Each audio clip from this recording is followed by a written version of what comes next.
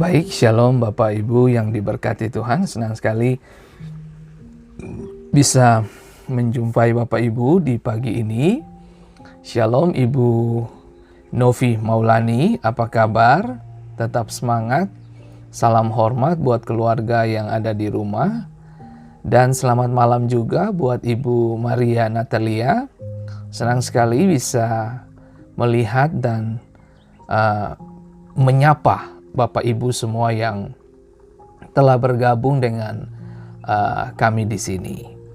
Ya, untuk melanjutkan apa yang menjadi pembicaraan kita selama beberapa hari ini, dan shalom juga untuk Bapak Frederico Genedi. Shalom Bung, Tuhan memberkati hamba Tuhan yang luar biasa. Dan shalom juga buat Ibu Wei Simatau. Senang sekali istri tercinta bisa bergabung di pagi ini. Dan selamat bergabung juga untuk beberapa saudara kekasih hati, Ibu Evi Pati Peluhu. Apa kabar Ibu Evi? Tetap jaga suasana hati dan tetap semangat ya. Tuhan memberkati. Baik, shalom Ibu Evi. Dan shalom juga buat Bapak dan Ibu keluarga besar Saila Tua yang ada di Jakarta. Halo Jos, apa kabar Jos? Jos, rajin-rajinlah belajar Jos, supaya Jos harus lebih hebat dari Papa Augie ya. Begitu, jadi terus belajar Jos, dan bisa kunjungi Om Fendi ke Amerika nanti ya Jos ya. Oke, shalom juga buat Ibu Ans Adam yang sudah bergabung. Terima kasih, Tuhan memberkati. Dan Ibu Mei, apa kabar Ibu Mei? Dan sukacita Tuhan menjadi Ibu Mei was senantiasa. Dan kemudian shalom juga buat saudara perempuan saya yang ada di Papua, Dodi Ayami Seba. Tuhan memberkati. Baik Bapak Ibu yang diberkati Tuhan. Menarik untuk kita belajar pagi ini. Nah, seperti tadi saya katakan bahwa ini pelajaran menyambung apa yang saya sudah bahas dan saya sudah bagi beberapa hari belakangan ini. Dan pada episode FM yang ke-41 ini, saya akan bahas melanjutkan apa yang sudah saya bahas di kemarin hari. Baik. Nah, shalom juga dan selamat bergabung untuk Ibu Fani Hursefuni dan Ibu Meiwas serta Ibu Evi Pati Peluhu. Puji Tuhan. Nah, saya memulai dengan ini. Sangat penting saat mencari hubungan. Tetapi perlu diperhatikan untuk menemukan seseorang yang akan menginspirasi dan memotivasi Anda. Itulah yang terpenting. Hubungan itu baik, tapi dengan siapa kita berhubungan itu jauh lebih baik. Harus Anda memiliki pertanyaan-pertanyaan mendasar. Sebab pertanyaan-pertanyaan mendasar itu menentukan kelanjutan hubungan itu berlangsung atau tidak. Tahukah saudara bahwa ada begitu banyak orang membangun hubungan yang tidak sehat di hari-hari ini? Nah, pelajaran tentang mesbah ini adalah pelajaran yang akan membuka wawasan pengertian serta menginformasi, bukan cuma memberi informasi ya, tapi memotivasi Anda untuk melihat hal-hal yang tidak biasa. Nah, senang sekali bisa melihat Bapak Ibu bisa bergabung bersama dengan kami di sini. Nah, selalu ingat bahwa hidup ini terlalu singkat untuk kita membalas dendam, kita membenci, atau mengorbankan impian serta mimpi besar kita. Karena keterikatan kita dengan orang lain yang tidak menginspirasi hidup kita. Tahukah saudara bahwa hubungan itu penting, tapi lebih penting lagi dengan siapa Anda membangun hubungan, itu jauh lebih penting. Nah, pagi ini saya akan bahas bagi beberapa dari Anda untuk mengikuti program hari ini. Nah, ingatlah 3 hal ini. Tidak ada yang peduli dengan saldo, saku, penghasilanmu. Orang nggak peduli. Bahkan ada orang juga yang tidak peduli tentang apa yang kamu katakan dan apa yang kamu lakukan dan akan yang kamu capai. Orang nggak peduli. Tidak ada yang peduli tentang keterikatan obsesi Anda dengan orang lain. Orang nggak peduli. Apa itu obsesi? Gangguan jiwa berupa pikiran yang selalu menggoda seseorang dan sangat sukar dihilangkan. Nah, tahukah saudara bahwa satu-satunya pribadi yang peduli tentang hal-hal itu adalah penciptamu? Kalau orang lain tidak peduli, penciptamu masih peduli. Kepedulian pencipta itulah yang saudara perlu dan saya garap untuk ini. Nah, jadi berhentilah menjalani hidup Anda untuk orang lain, artinya gini, memuaskan orang lain. Dan kemudian mencoba mengesankan orang yang tidak peduli dengan hidupmu.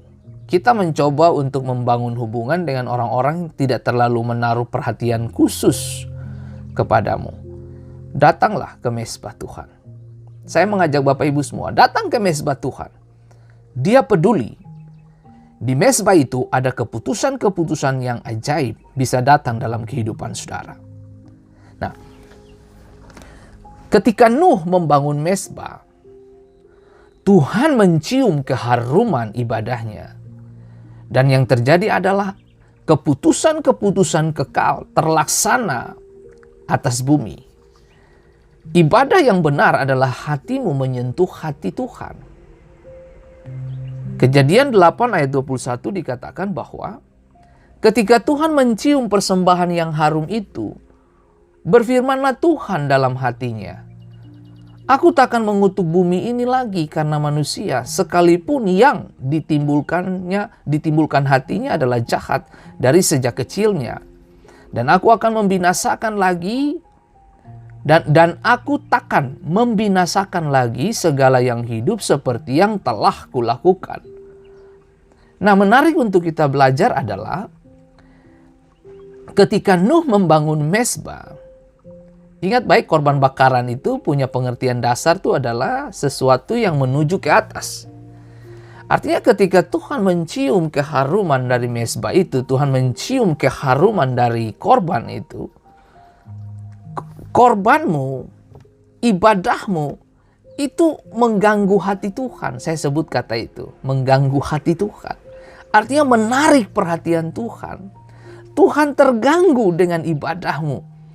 Artinya terganggu yang dimaksud ini terganggu positif. Maksudnya Tuhan bereaksi terhadap ibadahmu. Tuhan bereaksi terhadap doa-doamu.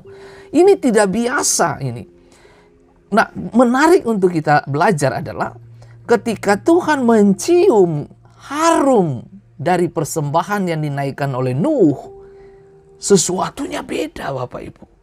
Nah, tahukah saudara bahwa peristiwa Kejadian pasal 8 ini adalah peristiwa yang sudah dilewati oleh air bah. Artinya air bah sudah selesai. Lalu kemudian Nuh membangun mezbah bagi Tuhan. Nah, berarti ini mezbah yang benar-benar saya sebut sebagai mezbah di alam baru, di suasana baru, di momentum yang baru, di agenda Tuhan yang baru bagi Nuh. Dan tahukah saudara bahwa semua persoalan hidup yang Anda alami sekarang, bagusnya itu adalah endingnya Anda harus tutup dengan ibadah. Semua proses tekanan hidup yang datang dalam hidup saudara, kalau diakhiri dengan ibadahmu, itu Anda sedang memasuk babak baru, level baru, kehidupan baru, suasana baru. Nah, tahukah saudara bahwa hidup ini tentang Yesus, bukan tentang kita Bapak Ibu. Nah, jalani dan hidupilah Yesus. Kejar agendanya. Kenapa kita harus kejar agendanya? Karena kita hidup dengan tujuan Tuhan. Kita tidak hidup dengan tujuan kita. Kita hidup dengan tujuan Tuhan. Bahkan ketika saudara menceritakan tentang mimpimu, orang lain gak peduli dengan mimpimu. Saya kasih satu contoh di dalam Alkitab. Ketika Yusuf menceritakan mimpinya, timbul sakit hati dari keluarga-keluarga dan saudara-saudaranya. Ini menandakan bahwa tidak semua orang menyukai mimpimu. Tidak semua orang menyukai dengan kesaksian hidupmu. Tapi mari saya mau kasih tahu. Sering-sering datang ke mezbah Tuhan. Karena Tuhan suka kesaksian hidupmu. Tuhan suka yang keluar dari hatimu. Tuhan menyukai ibadah hatimu. Tuhan menyukai kehidupanmu. Tuhan menyukai.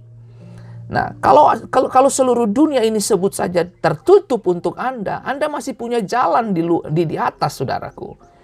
Nah, Menarik untuk kita belajar Bapak Ibu yang diberkati Tuhan. Tahukah saudara bahwa ketika saudara memperbaiki mezbah dengan Tuhan,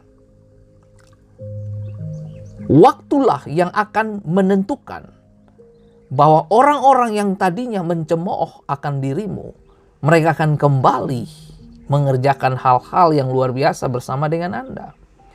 Bahkan ketika hubunganmu dengan Tuhan menjadi sehat, hubungan dengan sesama bakalan sehat.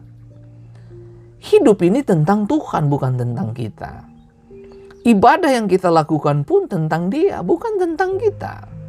Nah, saudaraku yang diberkati Tuhan, kemarin saya singgung tentang yang namanya kabod. Kemuliaan itu berat, ibadahmu itu berat. Kalau ibadahmu berat, kamu tidak gampang mengikuti arus dan pergerakan dunia yang ditawarkan kepada hidupmu. Tahukah saudara bahwa Daud tidak berperang dengan senjata orang? Padahal dia sudah ditawarkan untuk menggunakan peralatan perangnya Saul. Nah, sadari betul bahwa apa yang kamu terlatih, apa yang Tuhan latih bersama dirimu, itulah yang terbaik untuk melumpuhkan setiap tekanan hidup yang datang. Raksasamu dikalahkan dengan senjata yang terlatih dengan tanganmu sendiri.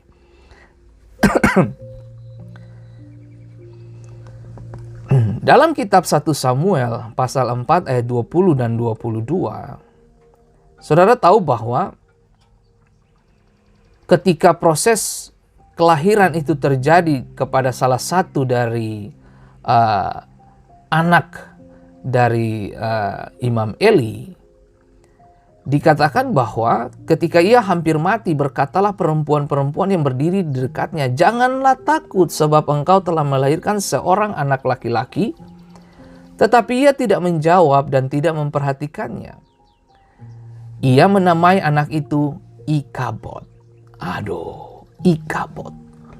Katanya, telah lenyap kemuliaan dari Israel, karena tabut Allah sudah dirampas. Dan karena mertuanya dan suaminya, katanya, telah lenyap kemuliaan dari Israel, sebab tabut Allah telah dirampas. Nah, tahukah saudara bahwa tabut Allah telah dirampas oleh orang Filistin? Dan ini menunjuk kepada kematian Eli, Hofni, dan Fineas. Nah, sehingga kalimat ini muncul lagi, telah lenyap kemuliaan dari Israel. Tabut Allah telah ditangkap, artinya telah diambil oleh orang Filistin. Nah, ini para wanita serta ibu-ibu pada waktu itu, mereka merasakan beratnya dampak pada masyarakat dan spiritual daripada kehilangan keluarganya Imam Eli saja. Tapi hal yang paling penting, esensi adalah tabut Tuhan telah diambil. Seperti tadi saya katakan bahwa ketika kemuliaan Tuhan hilang dari Israel, manusia Israel akan kehilangan tujuan dan agendanya. Sama saudaraku, ketika saudara terus mengerjakan kehidupan dosa, Roma mengatakan bahwa manusia kehilangan kemuliaan Allah sehingga tidak ada yang kita bisa buat baik di situ. Karena kita kehilangan momentum-momentum yang kekal dengan Tuhan. Kita kehilangan hal-hal yang esensi dengan Tuhan. Nah, saya berharap Bapak Ibu memiliki catatan-catatan kecil di rumah dengan tujuan supaya saudara memiliki catatan untuk belajar ulang dari apa yang saya komunikasikan hari ini. Saya masih tetap mengajar saudara dengan Kejadian pasal 22 ayat 1 sampai dengan 19 tentang bagaimana Abraham mempersembahkan Ishak karena permintaan Tuhan. Bapak Ibu yang diberkati Tuhan, ibadah yang berkuasa adalah ibadah yang diminta oleh Tuhan. Ibadah yang disajikan oleh Abraham adalah ibadah berdasarkan permintaan Tuhan. Nah, menarik untuk kita belajar adalah di dalam Kejadian pasal 22 ayat 1, saudara ketemu kata ini, mencoba. Nah, dalam terjemahan Alkitab kita bahasa Indonesia, kita menggunakan kata mencoba, dan ada juga terjemahan King James Version yang menerjemahkannya itu temptation atau tempt, yang artinya mencobai. Nah, terjemahan ini kurang tepat. ya. Dan kenapa saya bilang kurang tepat? Karena terjemahan ini ada sedikit bertentangan dengan Yakobus pasal 1 ayat 13. Karena dikatakan bahwa Allah tidak mencobai siapapun. Nah, tetapi yang saya setujui adalah menggunakan kata tes, menguji, itu lebih tepat. Nah, mari saya jelaskan. Pencobaan diberikan oleh setan, tapi ujian itu datang dari Tuhan. Saya ulangi. Pencobaan diberikan oleh setan dengan maksud apa? Menjatuhkan manusia. Seperti yang dilakukan oleh iblis kepada Yesus 40 hari Yesus berpuasa di padang gurun. Lalu di situ dikatakan temptation, pencobaan. Nah, sementara kasus yang dialami oleh Abraham dalam Kejadian pasal 22, itu kata yang tepat adalah ujian. Nah, ujian diberikan oleh Allah dengan maksud mengangkat dan menguatkan kita. Nah, bedanya pencobaan dan ujian di mana pencobaan datang dari iblis. Untuk apa? Menarik kamu jatuh. Tetapi ujian itu datang dari Allah. Ujian datang dari Allah untuk mengangkat Anda dan menguatkan Anda dan memberi nilai dalam kehidupan Anda.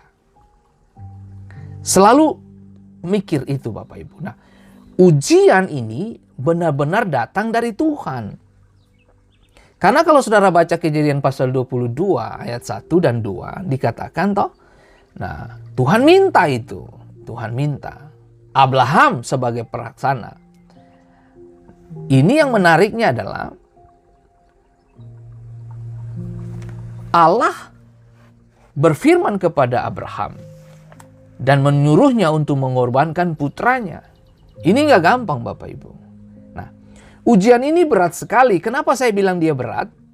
Yang pertama karena Ishak itu anak yang tunggal. Semata wayang. Tidak ada anak yang lain.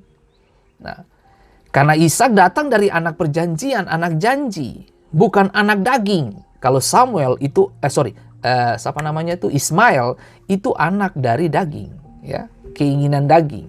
Nah, seperti tadi seperti beberapa kali dalam pengajaran saya katakan bahwa Ismail itu datang karena Sarah mengikuti pola kebanyakan opini masyarakat pada zaman itu untuk menyodorkan budak kepada tuan mereka untuk mendapatkan putra atau putri, anak. Nah, itu sebabnya saya sering katakan, jangan berdiri di atas opini banyak orang. Karena tidak semua pendapat banyak orang itu benar. Gitu.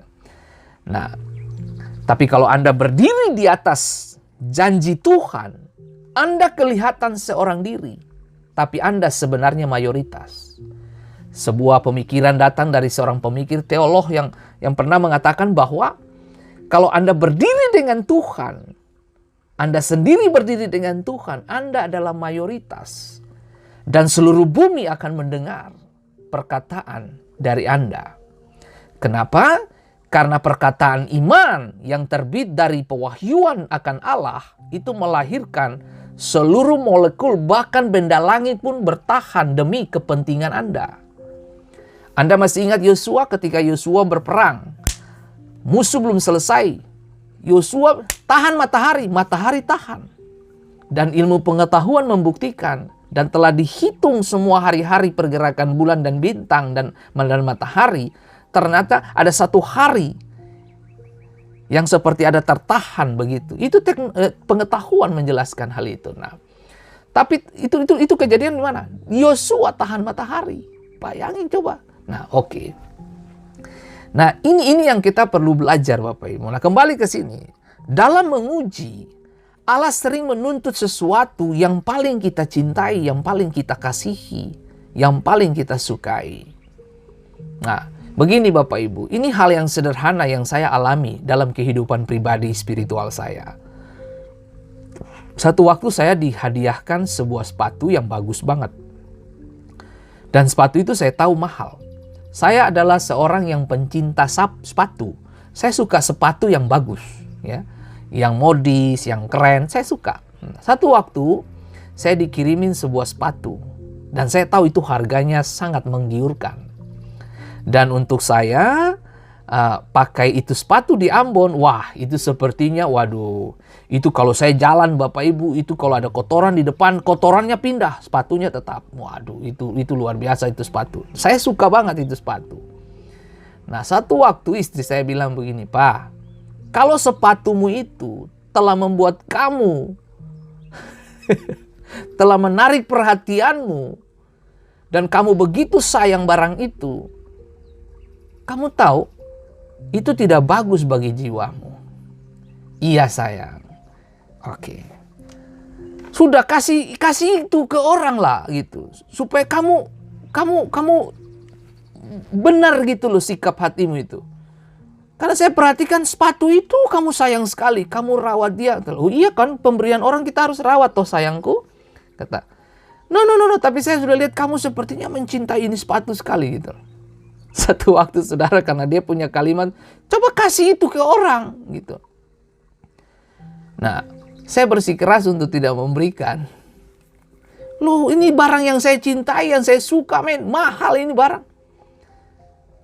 Saudara, satu waktu ada kegiatan apa tuh namanya wisuda ya. Gitu. Wisuda di salah satu desa di seberang sana, di Talakik, saya masih ingat itu di Ambon. Nah, waktu itu ada proyek-proyek untuk membuat selokan air itu loh. Apa tuh namanya tuh? Kayak got, kalau di sana bilang got, saluran-saluran air itu.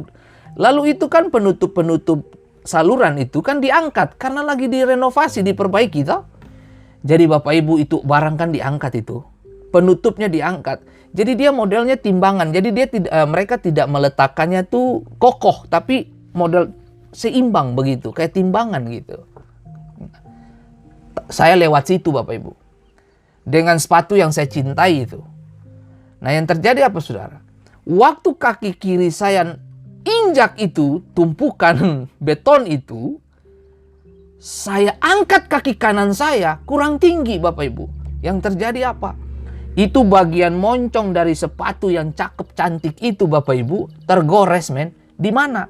Di itu beton kayu yang seperti timbangan itu. Maka dia rusak Bapak Ibu. Itu pulang istri saya bilang, saya sudah bilang kasih ke orang, kamu mau bertahan dengan itu. Makanya waduh kayak gitu. Nah, saya mulai belajar Bapak Ibu bahwa apa yang kamu sayang, apa yang kamu kasihi, itu justru yang diminta. Nah, saya berharap Bapak Ibu bisa belajar sesuatu dari apa yang saya saksikan hari ini. Nah, Abraham cinta banget sama putranya. Kenapa? Karena anaknya ini datang di hari tua. Nah, bukan cuma di hari tua, putra tunggal. Gitu. Nah, lalu dikatakan Bapak Ibu, saya mau kasih tahu saudara, Allah sering menuntut sesuatu yang paling kita kasihi. Kenapa? Karena Ia adalah Allah yang cemburu. Dia tidak mau ada yang saingan dengan Dia. Dia nggak mau. Dia tidak mau. Keluaran 20 ayat 5 dikatakan, jangan sujud menyembah kepadanya atau beribadah kepadanya, sebab aku, Tuhan Allahmu adalah Allah yang cemburu, yang membalaskan kesalahan bapa kepada anak-anaknya, dan kepada keturunan yang ketiga dan keempat dari orang-orang yang membenci aku. Tahukah saudara bahwa kecemburuan itu membangkitkan kemarahan, kebencian Allah? Ketika saudara beralihkan pikiran saudara kepada yang lain dari Tuhan, Anda sedang dalam masalah. Jangan pernah menarik benda-benda yang kamu punya dan mendewakannya. Itu berbahaya Bapak Ibu. Seperti tadi saya bersaksi tentang sepatu saya. Itu sepatu saya paling suka Bapak Ibu. Itu sepatu keren yang pernah saya pakai. Dan saya tahu itu harganya mahal karena dikasih oleh salah satu pejabat pemerintah di Provinsi Maluku. Dia beli itu yang terbaik buat saya. Nah, tapi itulah yang saya mau kasih tahu saudara. Bahwa apa yang kamu cintai, apa yang kamu sayangi, itu sering diminta oleh Tuhan. Nah, Allah tidak mau ada sesuatu atau seseorang yang kita kasihi lebih dari Dia. Abraham menaruh hati begitu luar biasa kepada Ishak. Ishak diminta sama Tuhan. Matius 10 ayat 37 dikatakan, barang siapa mengasihi bapa atau ibunya lebih daripadaku, ia tidak layak bagiku. Barang siapa mengasihi anaknya laki-laki dan perempuan lebih daripadaku, ia tidak layak bagiku. Jikalau seorang datang kepadaku dan ia tidak membenci bapaknya, ibunya, istrinya, anak-anaknya, saudara-saudara laki-laki, perempuan, bahkan nyawanya sendiri, ia tidak dapat menjadi muridku. Saudara bisa bayangin betapa nilai hidup kekristenan kita itu sangat tinggi. Nah, pertanyaannya adalah, kok bisa Tuhan ngomong bahwa kamu harus tinggalkan bla bla bla? Bukan, ini soal prioritas, saudaraku. Ini soal prioritas. Nah, apa dan siapa yang paling saudara kasihi dalam kehidupan saudara? Sebab apa yang kamu cintai, disitulah mengarahkan hatimu. Alkitab berkata, di mana harta berada, di situ hati berada. Nah, kalau Ishak datang, berarti Abraham hatinya sedang ke situ. Kenapa saya bilang? Karena Ishak ditunggu 25 tahun. Itu perkara yang tidak mudah, menunggu janji Tuhan tergenapi dalam 25 tahun. Itu lama banget Bapak Ibu. Nah, kalau Allah memintanya dari saudara, maukah saudara memberikannya? Ini berat Bapak Ibu, berat Bapak Ibu. Nah, karena Abraham mendapatkan Ishak, dia menunggu 25 tahun. Andai kata Abraham dan Sarah mendapatkan anak sama gampangnya seperti Yakub, maka itu tentu berbeda. Itu tentu berbeda. Yakub punya 12 anak. Maaf kata, kalau satu dikorbankan masih tinggal 11, sebut saja begitu. Belum terhitung yang satu perempuan, Dina kan. Nah, coba saudara lihat ini baik-baik. Coba lihat. Nah, sementara Abraham cuma punya satu, Ishak. Dan itu sulit bagi dia. Yakub dapat anak gampang sekali Bapak Ibu. Nah, Abraham dikatakan Sarai itu mandul dari awalnya. Yang saya bingung adalah Tuhan bisa panggil perempuan mandul untuk menjadi ibu bangsa-bangsa, ibu yang akan menularkan, ibu yang menurunkan semua generasi manusia di planet bumi ini. Itulah keajaiban Tuhan. Apa yang menjadi agenda Tuhan bukan agendamu. Pikiran Tuhan bukan pikiran kita. Jalan Tuhan bukan jalan kita. Nah, ini yang saya mau kasih tahu untuk semua kita, bahwa karena Ishak harus mati dengan cara dibunuh dan disembelih, itu tidak gampang juga. Abraham sendirilah yang harus menyembelih Ishak. Saudara, bapak bunuh anak. Itu nggak gampang Bapak Ibu. Karena Abraham harus mempertanggungjawabkan pembunuhan itu kepada Sarah. Karena Sarah tidak diikut sertakan.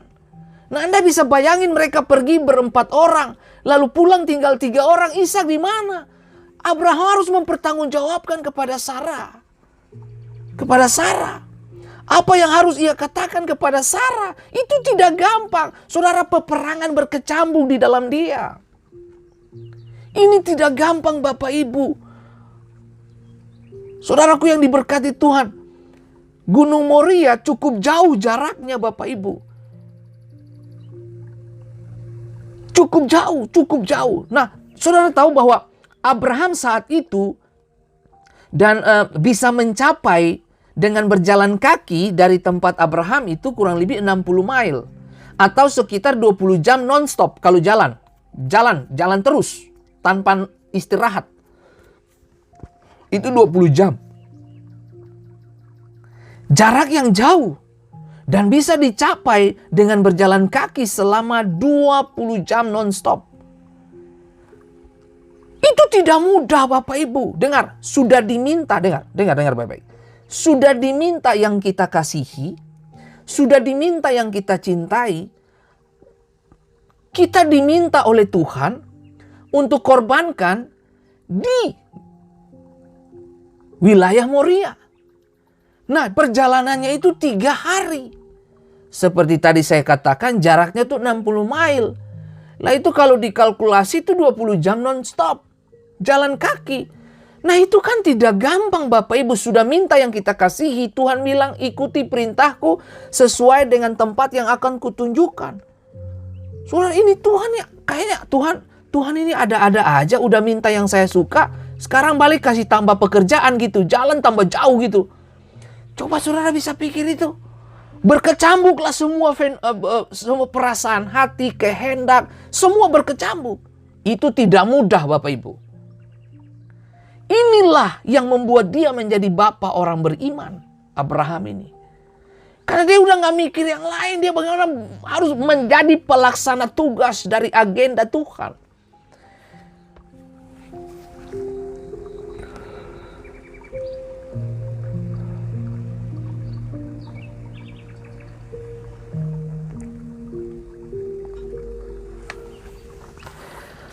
Dan yang kemudian bukan cuma itu, bukan cuma soal jarak.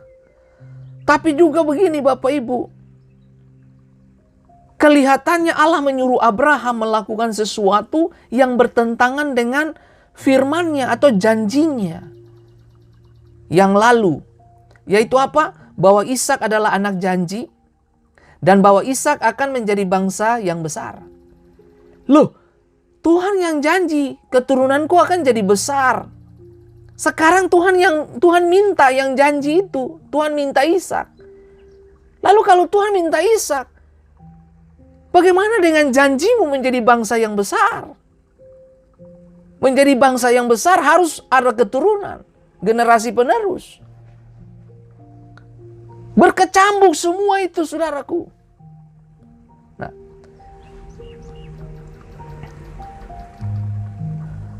mengapa Allah memberi Abraham ujian yang begitu hebat?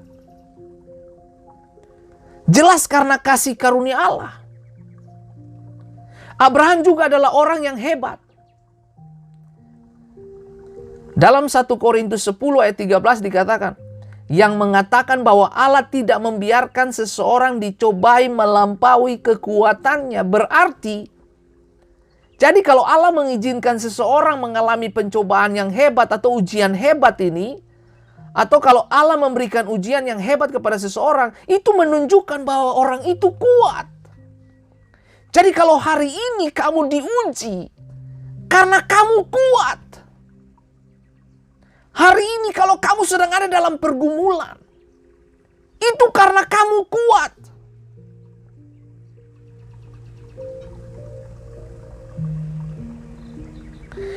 Kita orang-orang yang dikhususkan Tuhan menjadi pelaksana tugas dari semua agendanya.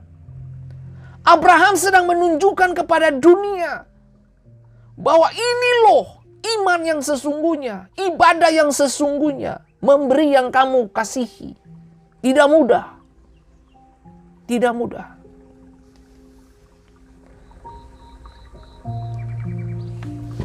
Tidak mudah Bapak Ibu.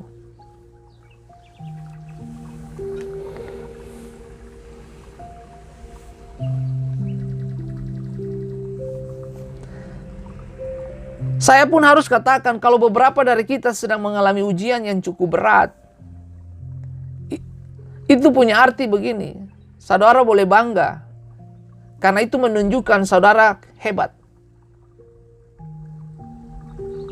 Menunjukkan bahwa saudara hebat. Catatannya begini.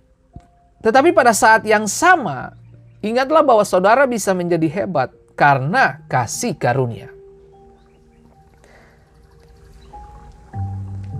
Karenanya itu bukan alasan untuk kita menjadi sombong, bukan?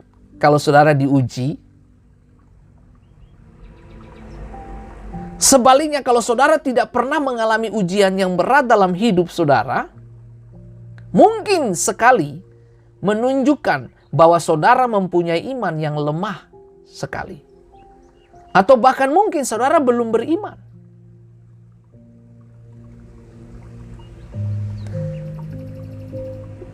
Karena 1 Korintus 10 ayat 13 sangat jelas mencatat. Allah tidak membiarkan seseorang dicobai melampaui kekuatannya. Haha. Jadi kalau hari ini saudara memiliki ujian-ujian penting di dalam hidup saudara, itu tidak melebihi kekuatanmu. Karena Tuhan sudah tahu kamu bisa menanganinya. Poin yang keempat dari Kejadian pasal 22. Yang keempat. Nanti besok, yang kemarin itu saya bahas tentang 1, 2, 3 poin. Ada pewahyuan, persiapan, dan ada satu lagi itu. Dan yang keempat ini adalah dedikasi. Dedikasi. Apa itu dedikasi? Pengorbanan tenaga, pikiran, waktu demi keberhasilan suatu usaha atau tujuan mulia. Atau dedikasi itu apa? Pengabdian. Wah, keren banget. Di ayat yang ke-6 sampai yang ke-10 dikatakan, lalu Abraham mengambil kayu untuk korban bakaran dan memikulkannya ke atas bahu Ishak anaknya. Sedang di tangannya dibawanya api dan pisau. Demikian keduanya berjalan bersama-sama. Lalu berkatalah Ishak kepada Abraham, ayahnya, "Bapa," sahut Abraham, "Ya, anakku." Bertanyalah Ishak, "Di sini sudah ada api dan kayu, tetapi di mana anak domba untuk korban bakaran itu?" 8. Sahut Abraham, "Allah yang akan menyediakan anak domba untuk korban bakaran baginya." Betul itu, anakku. Betul itu. Nih. Demikianlah keduanya berjalan bersama-sama. Di dalam ayat yang keempat ini, pernyataan Allah yang menyediakan anak domba bla bla bla bla bla bla. Ada beberapa pemikiran bahwa itu menunjuk kepada kamu Ishak, tapi ada juga yang menunjuk kepada anak domba pengganti nantinya. Nah, mana-mana saja, it's okay lah. Nah, tapi ini lebih memberatkan kepada anak domba pengganti nanti. Nah, sampailah mereka ke tempat yang dikatakan Allah kepadanya. Lalu Abraham mendirikan mezbah di situ.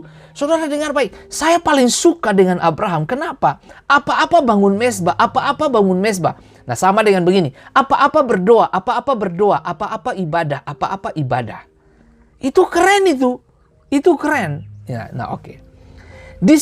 Disusunnyalah kayu, diikatnya Ishak anak itu, dan diletakkannya di mezbah itu, di atas kayu api. Sesudah itu Abraham mengulurkan tangannya, lalu mengambil pisau untuk menyembelih putranya. Abraham mengorbankan Ishak kepada Tuhan. Itu sudah di mezbah. Seperti tadi saya katakan, Ishak itu putra satu-satunya.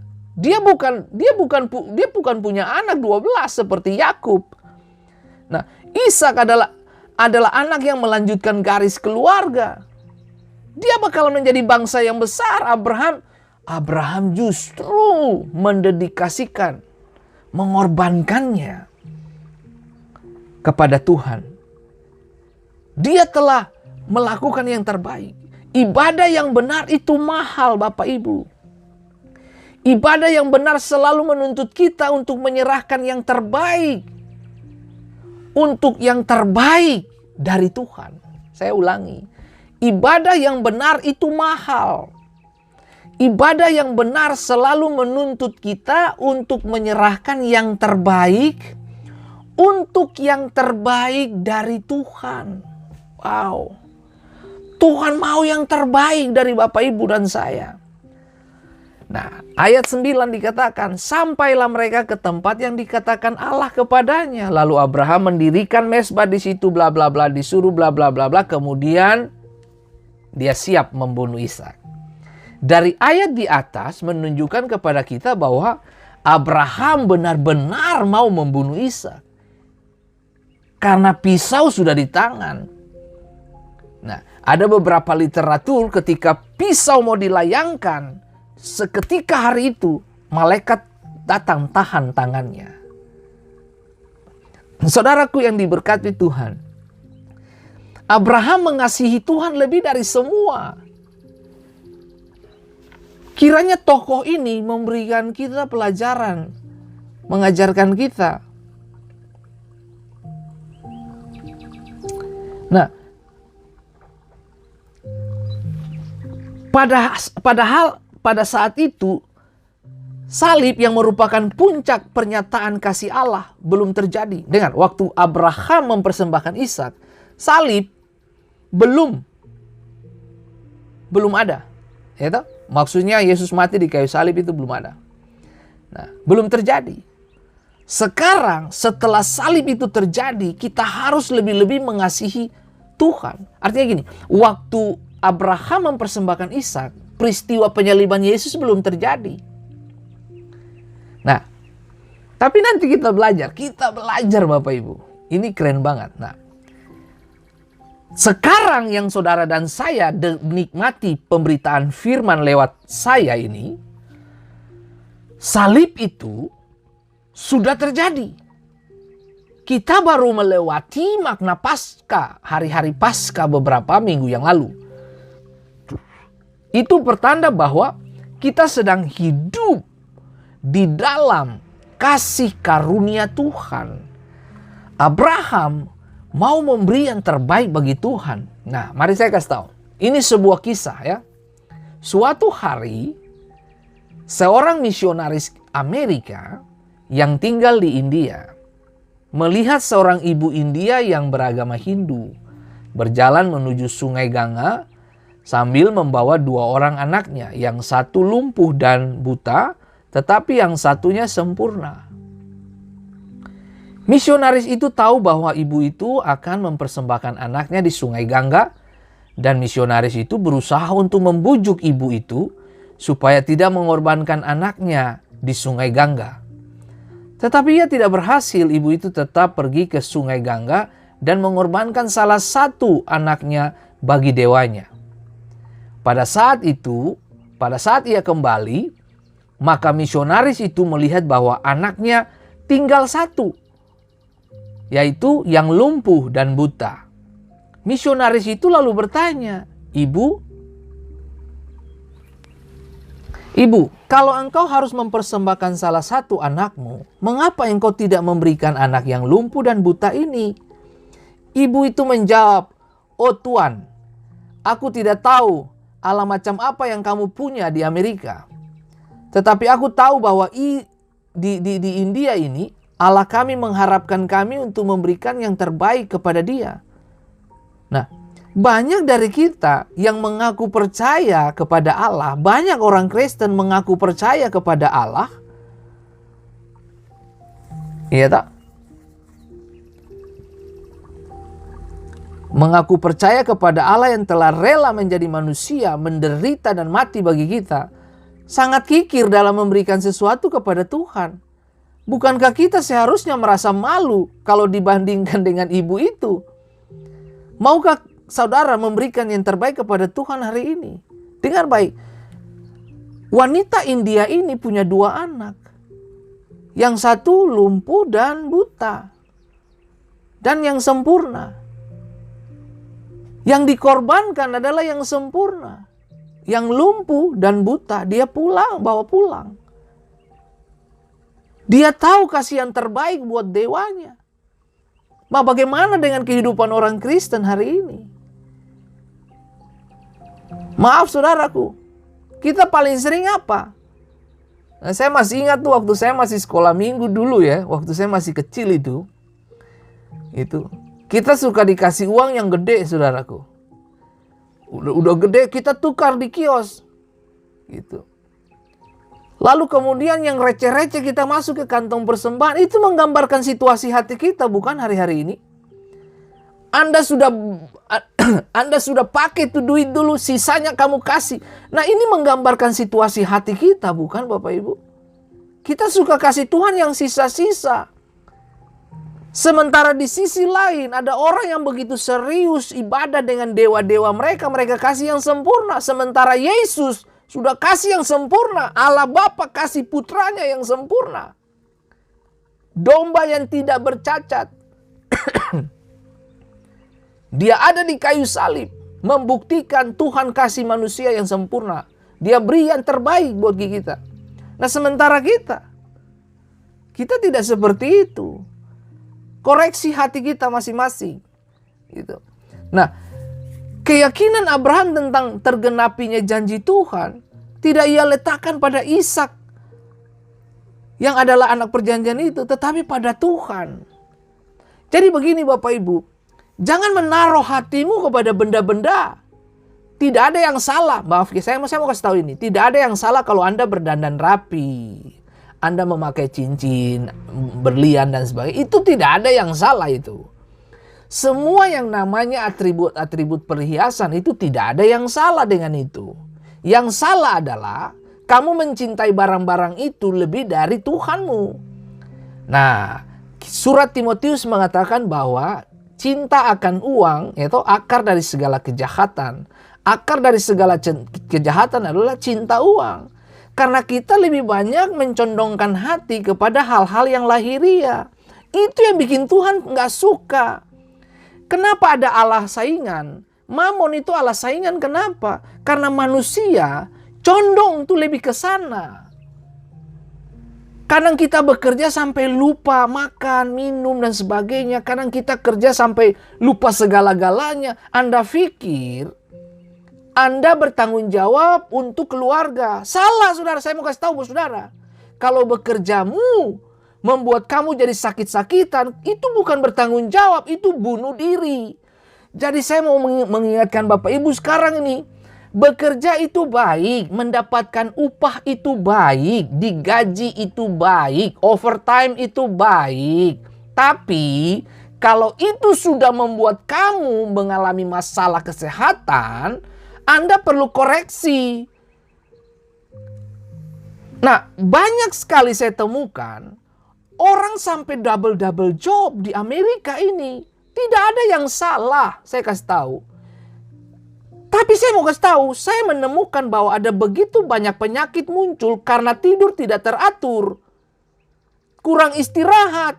Lalu kita berdoa, Tuhan sembuhkan. Nah, Anda berdoa kepada sorga tapi Anda tidak disiplin diri. Ya sama saja. Nah, kita berharap Tuhan itu seperti tukang sihir. Ya, lalu kita berdoa Tuhan sihir, bang, langsung kita jadi weng gitu. Nggak bisa Bapak Ibu, nggak bisa. Dengar saya kasih tahu yang diberkati Tuhan. Kalau Anda cinta Tuhan, cintailah dan sayangilah dirimu.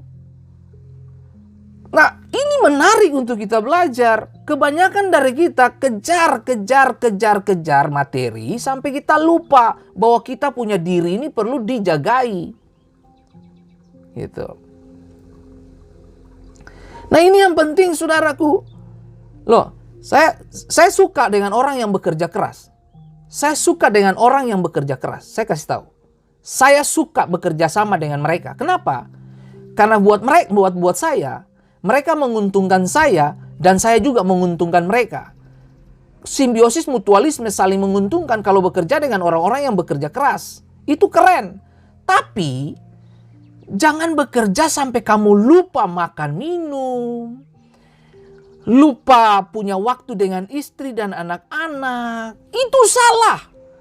Lalu Anda berharap Tuhan memperhatikan keluargamu. Ya ilah. Kamu menikah dengan tuh perempuan untuk Anda jaga, bukan Tuhan yang jaga. Halo? Nah, Tuhan memberikan anak-anak kepada Anda itu bukan kamu yang suruh Tuhan jaga. Anda punya tugas tuh jaga tuh anak-anak. Halo? Jangan kita lempar tanggung jawab kepada sorga sana. Sorga jagalah anak-anak dan istriku. Lalu kamu jadi apa? Itu nak. Nah, ini yang saya mau kasih tahu buat saudara. Nah, jangan sampai saudara salah menangkap maksud ide pemberitaan saya hari ini. Nah, menariknya untuk kita belajar adalah mari menghidupi Tuhan dengan cara-cara yang sehat. Nah, oke. Tadi saya katakan dedikasi. Abraham meletakkan mezbah bla bla bla bla, kemudian sudah siap itu. Nah, ini yang terjadi Bapak Ibu, itu yang keempat. Yang kelima yang terjadi ini. Proklamasi. Pada ayat 11 dan 14 dikatakan, apa itu proklamasi? Pemberitahuan resmi kepada seluruh rakyat.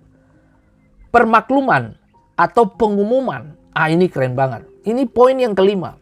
Ini poin yang terakhir buat kita. Proklamasi, pemberitahuan resmi kepada seluruh rakyat. Artinya permakluman atau pengumuman. Pada ayat yang ke-11 sampai 14 dari Kejadian 22. Tetapi berserulah malaikat Tuhan. Nah, garis bawahi kata ini, malaikat Tuhan. Kita bedah dia. dari langit kepadanya. Nah, Abraham sahut, "Ya Tuhan." Oke. Nah, ayat yang ke-12. Lalu ia berfirman, "Jangan bunuh anak itu." Oke. "Jangan kau apa-apakan dia. Sebab telah ku ketahui sekarang bahwa engkau takut akan Allah. Dan engkau tidak segan-segan untuk menyerahkan anakmu yang tunggal kepadaku." Nah, tindakan Tuhan apa? Dia kirim malaikat Tuhan. Nah, siapa itu malaikat Tuhan? Itu yang perlu kita tahu. Siapa itu malaikat Tuhan? Nah, pada sisi lain, kelihatannya malaikat Tuhan itu adalah Allah atau Tuhan sendiri. Ini terlihat dari Abraham menyebutnya, "Ya Tuhan." Oke, ketika malaikat Tuhan berkata, berserulah malaikat Tuhan dari langit kepadanya, "Abraham, Abraham." Sahutnya, "Ya Tuhan." Oke, satu. Hal yang kedua lagi, malaikat Tuhan itu berkata, "Engkau tidak segan-segan menyerahkan anakmu yang tunggal kepadaku." Bisa dimengerti? Yang minta Ishak siapa? Allah. Ketika kalimat ini malaikat Tuhan berkata, "Engkau tidak segan-segan untuk menyerahkan anakmu yang tunggal kepadaku." Kata ganti orang di situ. Ku yang dimaksud siapa? Malaikat Tuhan. Siapa orang ini sebenarnya? Oke. Tetapi dari segi yang lain, kelihatannya malaikat Tuhan ini membedakan dirinya dengan Allah atau Tuhan. Nah, itu beberapa pemikir teolog mengatakan bahwa ada unsur Tritunggal di dalam pengorbanan ini. Nah, tapi baiklah, itu bukan materi untuk kita bahas di sini. Tapi mari coba lihat. Nah, tetapi dari segi yang lain, kelihatannya malaikat Tuhan ini membedakan dirinya dengan Allah atau Tuhan ini. Nah, ini terlihat dari kata-katanya kepada Abraham dalam ayat yang ke-12, toh. "Telah ku ketahui sekarang bahwa engkau apa? Takut akan Allah," kata malaikat Tuhan itu. Ya toh? Berarti ada perbedaan ini. Bahwa ia mengatakan takut akan Allah, bukan takut kepadaku. Ya toh? Nah, ini menunjuk bahwa ia membedakan dirinya dari Allah. Karena itu bagian ini bisa dijadikan salah satu dasar dari doktrin Allah Tritunggal. Nah, baik Bapak Ibu, kita pelan-pelan. Karena itu bagian ini, hasil atau manfaat dari ibadah yang benar, Ishak dikembalikan kepada Abraham. Tahukah saudara bahwa ketika kehidupan ibadahmu yang benar, apa yang diminta Tuhan, itu akan kembali kepadamu. Anda tidak rugi waktu saudara beribadah yang benar.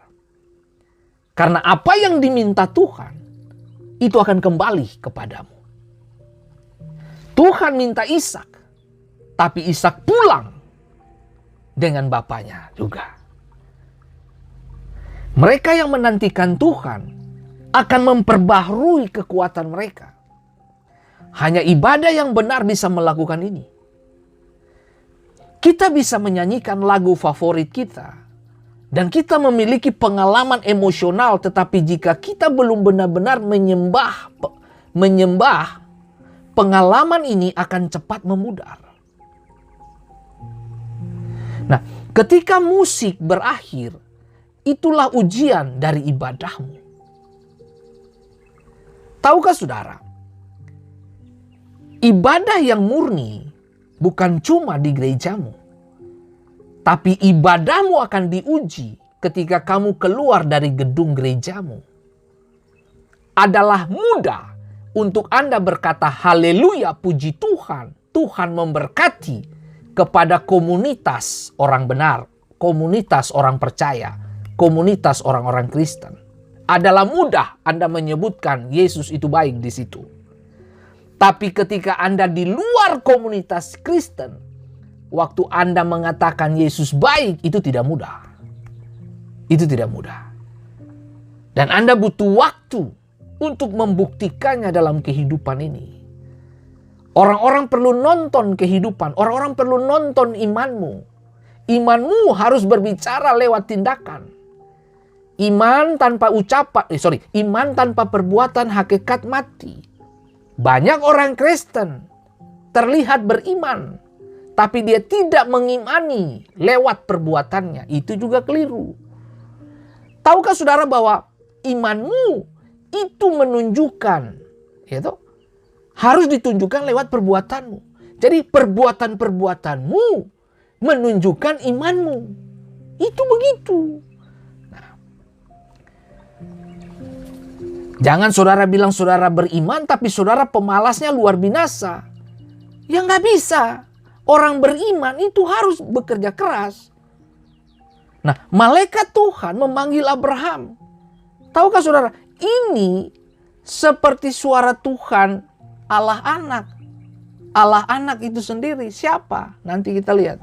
Nah, perbedaan malaikat Tuhan dengan malaikat.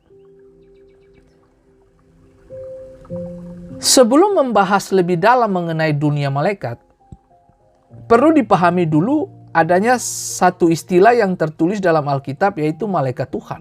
Nah, malaikat Tuhan ini berbeda dengan malaikat. Istilah ini dalam bahasa aslinya, yaitu bahasa Ibrani, tertulis Malach Yahweh. Istilah ini digunakan secara berganti-ganti dengan Yahweh. Ya. Anda bisa baca itu dalam Keluaran pasal 3 ayat 2, Keluaran pasal 3 ayat 4, Keluaran pasal 13 ayat 21, Keluaran 14 ayat 19 dan sebagainya. Nah, makanya tadi saya bilang, ini pengajaran bagus kalau Anda duduk dengan catatan, supaya saudara catat, lalu kemudian saudara nanti baca. Ya. Nah, orang-orang yang melihat Malach Yahweh ini mengatakan bahwa mereka telah melihat Allah. Itu kesaksian itu. Nah, Kejadian 32 ayat 30, Hakim-Hakim 13 ayat 21 dan 22. Nah, Alkitab mencatat bahwa malaikat Tuhan atau Malach Yahweh ini menampakkan diri kepada Abraham, Hagar, Musa, Yosua, Manoah, Ayah Simpson, dan beberapa orang lainnya. Jadi penampakan malaikat Tuhan ini bukan cuma terjadi pada Abraham, tapi terjadi juga kepada tokoh-tokoh yang lain. Ya. Nah, malaikat Tuhan berkata kepada Musa ketika Musa berhadapan dengan, "Akulah Allah ayahmu, Allah Abraham, Allah Ishak, dan Allah Yakub." Wow. Ya, nah, ini malaikat Tuhan berkata seperti itu. Nah, kemudian saat bertemu Hagar, malaikat Tuhan berucap juga, "Aku akan membuat sangat banyak keturunanmu sehingga tidak dapat dihitung karena banyaknya." Malaikat Tuhan juga yang ngomong itu. Nah, oke, ada banyak fakta saudaraku. Nah, malaikat Tuhan bukanlah seperti malaikat pada umumnya. Karena ia, malaikat Tuhan, bertindak seperti Tuhan sendiri. Dalam konteks teologi Kristen, malaikat Tuhan diindikasikan sebagai Kristofani. Nah, apa itu Kristofani? Nah, Kristofani artinya merupakan penampakan dari Logos Yeshua HaMashiach, Yesus Kristus, Yesus, jauh sebelum inkarnasinya menjadi manusia melalui perantaraan rahim Maria.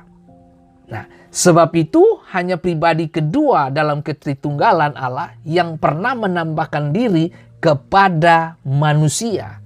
Nah, jadi malaikat Tuhan yang dimaksud di dalam Kejadian pasal 22 itu adalah penampakan Allah.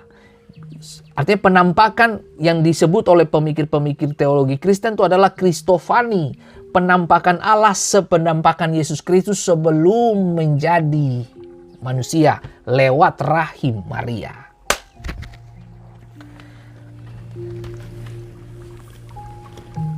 Wow.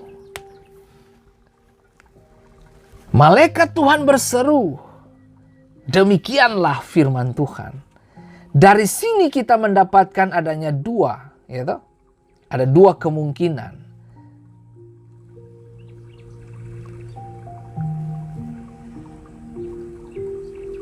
bahwa malaikat Tuhan itu adalah Tuhan sendiri, atau malaikat Tuhan itu menyampaikan firman itu dan menunjukkan bahwa malaikat Tuhan itu berbeda dengan Tuhan. Tapi di dalam konteks dan pemikiran teologi Kristen, malaikat Tuhan itu menunjuk kepada Kristofani. Sebelum Kristus menjadi manusia, penampakan Kristus sebelum lahir dari rahim Maria.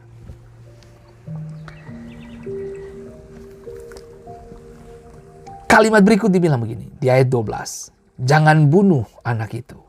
Wow. Apa kata malaikat itu? Jangan bunuh anak itu. Kalau kita pakai itu, sebenarnya dia sedang bilang begini. Kalau secara tidak langsung dia bilang begini. Jangan bunuh anak itu. Karena itu bagian saya nantinya. Oh Tuhan Yesus. Itu bagian saya nantinya.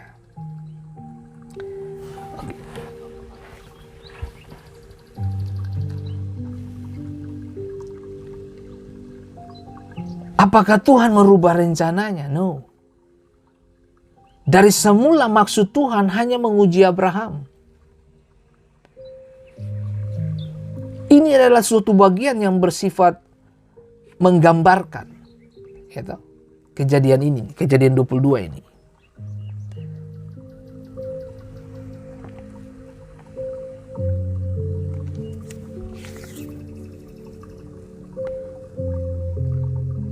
Tuhan meminta sesuatu yang saudara kasihi. Dan pada waktu saudara menyerahkannya kepadanya, kepada Tuhan, Tuhan betul-betul menerimanya. Tapi kamu pun tidak kehilangan. Bisa dimengerti. Abraham memberikan Ishak. Tuhan menerima. Tapi kamu yang memberi tidak kehilangan.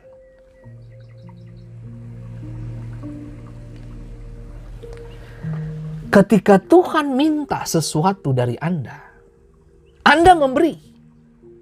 Tapi tahukah saudara, kamu tidak kehilangan. Saya baca beberapa pemikir sampai kepada beberapa buku yang saya pelajari dan tulisan-tulisan artikel. Saya belum menemukan orang yang suka memberi, dia jatuh miskin. Enggak. Orang yang suka memberi, jatuh miskin. Saya belum pernah membacanya. Tapi justru, makanya Alkitab bilang ini, terlebih berkat memberi daripada menerima. Karena orang yang memberi akan selalu dipercayakan benih. Orang yang memberi adalah penabur. Orang yang memberi adalah orang yang suka melepaskan benih kepada orang lain. Nah, orang yang memberi, dia tidak akan pernah miskin. Keturunannya akan berjaya di planet bumi ini. Orang yang memberi adalah orang yang memiliki sikap hatinya jelas. Jelas terhadap dirinya, jelas terhadap Tuhan, dan jelas terhadap orang lain. Karena memberi. Selalu ingat bahwa konotasi pemberitaan saya adalah memberi tidak selalu dengan uang. No. Tapi memberi waktumu, memberi hatimu, memberi apa yang kamu punya lebih atau lagi dalam kekurangan tapi kamu belajar memberi, itu membawa dampak bukan cuma untuk orang lain. Sorga terganggu dengan pemberianmu. Gitu loh. Jadi keputusan-keputusan yang kamu datang dengan Nuh membangun mesbah di Kejadian pasal 8 setelah air bah itu, persembahan Nuh itu mengganggu penciuman Tuhan, mengganggu hati Tuhan, sehingga Tuhan bilang, aku gak mau pukul bumi lagi. Pemberianmu itu menggambarkan hatimu.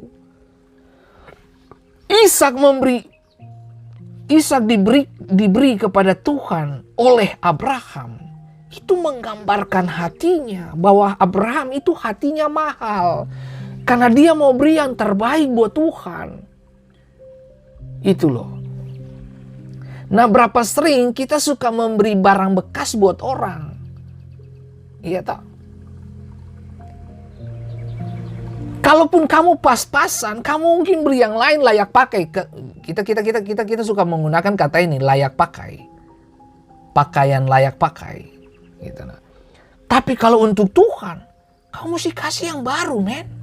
Karena Alkitab berkata bahwa kasih setia Tuhan itu baru setiap pagi. Anda sendiri saja tidak mau memakai oksigen yang pernah dipakai oleh orang lain di rumah sakit. Suntikan yang disuntik kepada Anda pun itu pertama dipakai langsung dibuang setelah digunakan. Anda kemudian pakai yang baru. Tahukah saudara bahwa sebuah kehidupan yang benar, spiritual yang benar dan yang sehat adalah kehidupan yang lahir dari hati dan motivasi yang benar. Itu harus dikerjakan dari mana? Dari dalam. Nggak bisa dari luar. Nah, mari mengertilah akan hal ini. Telah ku ketahui sekarang bahwa engkau takut akan Allah. Itu jelas.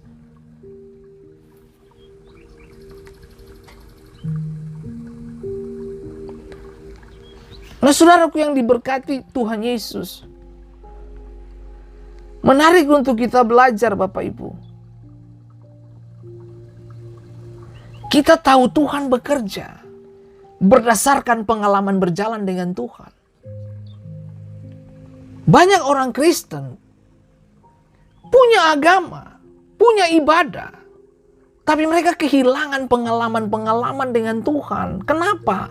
Karena mereka cuma sebatas pengetahuan, tidak mengalami.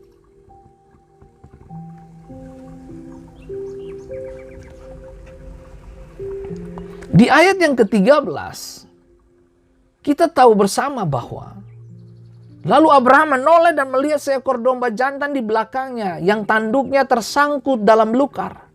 Abraham mengambil domba itu lalu mengorbankannya sebagai korban bakaran pengganti anaknya. Seperti hari-hari kemarin saya katakan, Tuhan, bisa nggak Ishak saya ganti dengan domba-domba peliharaan saya?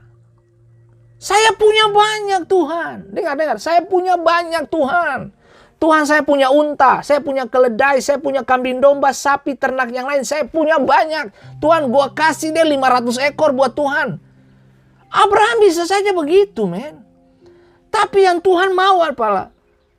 Yang Tuhan apa? Yang Tuhan mau apa? Tuhan mau yang dari Tuhan, bukan dari Abraham. Ishak itu dari Tuhan. Karena Alkitab berkata bahwa secara manusia, secara jasmani, sorry ya saya pakai kata ini ya, Abraham sudah layu. Sarah mandul. Itu Alkitab ngomong itu. Jadi secara manusia itu sudah tidak mungkin. Ishak datang berdasarkan janji. Dan anak itu datang 25 tahun kemudian setelah janji pertama bahwa you bakalan punya anak, Abraham. Itu nggak gampang. Nah, Abraham bisa tawarkan, saya punya domba banyak, boleh nggak saya ganti Ishak dengan mereka? Tapi yang anehnya di sini, Tuhan sudah siapkan satu domba di atas. Anda bisa bayangin, dari sisi Gunung Moria ini, Abraham dan Ishak menuju ke puncak. Di sisi lain ada domba yang naik juga, saudaraku. Saudaraku, saya mau beritahu bahwa saudara, hari ini masalahmu apa sih? Tekanan saudara apa sih? Saya tidak tahu benar. Saya punya masalah. Saya punya tekanan hidup. Saya punya problem. Saya punya semua. Semua kita manusia punya. Tapi tahukah saudara, waktu saudara sedang berjalan menuju agenda Tuhan, di sisi lain ada agenda Tuhan. Di sisi lain ada yang lain yang Tuhan sedang, begitu sampai pada tingkat kemaksimalan itu, disitulah Tuhan jawab apa yang menjadi pergumulan hatimu. Banyak hal dalam hidup ini kita tidak mengerti. Saudara dengar, saya mau kasih ingat Bapak Ibu saudara di tempat ini. Tuhan mau yang datang dari Tuhan. Nah, itu sebabnya saya minta maaf. Penghasilan yang datang dari kerja keras dan keringatmu itu membawa berkat. Bawalah itu kepada Tuhan, bukan hasil korupsi. Maaf, bukan hasil perselingkuhan, bukan hasil pelacuran atau judi dan sebagainya. Jangan saudaraku, Anda bikin malu Tuhan di situ. Nah, coba lihat. Dikatakan begini, begitu. Nah, di ayat 13, lalu Abraham menoleh dan melihat seekor domba jantan di belakangnya, yang tanduknya tersangkut dalam belukar. Abraham mengambil domba itu, lalu mengorbankannya sebagai korban bakaran, pengganti anaknya. Nah, Anda bisa bayangin, itu kalau Abraham ya, itu begitu ambilnya, itu saya membayangkan, aduh, untuk korbankan ganti Ishak saja. Coba Tuhan, dari kemarin kamu bilang ganti dengan domba aja deh. Gini aku bisa kasih bukan cuma satu, aku kasih banyak Tuhan. Aku punya banyak di rumah. Tapi itu yang saya bilang, yang datang dari Tuhan itu mahal. Yang datang dari Tuhan itu mahal. Manusia yang memperkecil nilainya. Kita berpikir yang datang dari Tuhan itu biasa-biasa. Oh, nggak biasa. Yang datang dari Tuhan itu mahal. Dengar baik, sesuatu yang dapat dengan air mata dan kerja keras dan keringat, Anda akan menjaga, Anda keep itu di dalam hati, bahkan di dalam pikiran dan perbuatanmu. Sesuatu yang dapat dengan mudah juga Anda akan buang. Barang gratis tidak selalu dihargai, saya kasih tahu. Tapi barang yang dibayar dengan keringat dan air mata dan hatimu, itu tidak gampang kamu buang. Segala sesuatu yang datang itu mahal di meja makanmu. Mengucap syukur, hai anak-anak, kalau ada makanan di meja makanmu. Karena keringat dari papa dan mamamu menghadirkan makan minum ada di meja. Bersyukurlah untuk semua yang terjadi di meja itu. Buka lemari makan, ada makanan. Buka kulkas, ada stok makanan. Bersyukur karena apa yang kamu minta itu ada. Datang dari mana? Kerja kerasnya orang tua. Tahukah saudara, hari ini apa yang menjadi berkat kita hari ini, Bapak Ibu? Abraham tuh bisa bilang begini, Tuhan, untuk ganti Ishak satu domba, saya punya di rumah banyak. Kenapa Tuhan gak minta? Justru Tuhan minta Ishak. Justru di gunung ini Tuhan kasih datang cuma satu ekor. Dengar Tuhan, saya punya banyak di rumah. Dengar baik, saya mau kasih tahu. Tuhan minta yang datang dari tangan Tuhan. Tuhan berkati semua jerih lelahmu. Diganti, lalu mengorbankannya sebagai korban bakaran pengganti anaknya. Ini keren Bapak Ibu. Dan Abraham menamai tempat itu apa? Tuhan menyediakan. Nah, itu sebabnya mesbah penyediaan. Penekanannya di sini, Tuhan menyediakan. Bukan Abraham yang menyediakan. Ishak itu bukan Abraham yang menyediakan. Abraham sudah layu. Sarai mandul. Apa yang bisa diharapkan dari yang layu dan mandul? Tidak ada. Hanya Tuhan dan mujizat dan intervensi ilahi yang bisa mengerjakan. Yang layu itu bangun. Yang mandul melahirkan. Itu Tuhan. Apa yang bisa diharapkan dari manusia yang mandul? Apa yang bisa diharapkan dari laki-laki yang layu? Impoten. Bukan impoten. Yang layu karena tua. Usia. Saudaraku, apa yang kita bisa harapkan, saudaraku? Disitulah kita butuh yang namanya intervensi Tuhan. Waktu kamu kerja, kamu nggak dapat apa-apa. Minta intervensi Tuhan. Waktu kamu studi, minta intervensi Tuhan. Minta hikmat Allah mengerjakan hal-hal yang tidak biasa dalam hidupmu. Lihat, Abraham menamai tempat itu Tuhan menyediakan, bukan Abraham menyediakan. Ishak itu datang dari Tuhan, bukan dari Abraham. Anak janji. Saudara dengar baik, sebab itu sampai sekarang dikatakan orang di atas gunung Tuhan akan disediakan. Sekali lagi, pikiran Anda dan pikiran Tuhan berbanding terbalik. Berbanding terbalik. Berbanding terbalik. Loh, saya mesti kasih tahu bos saudara, maaf ya. Dunia bilang, you harus minum obat kuat untuk punya anak. Loh, saya kasih tahu bos saudara, mau minum obat kuat kek, tapi kalau kamu nggak dijanjikan, percuma Bapak Ibu. Kita perlu yang namanya janji Tuhan. Pewahyuan itu penting. Manusia kita ini perlu hidup dengan pewahyuan. Kalau tanpa pewahyuan, otak kita buntu.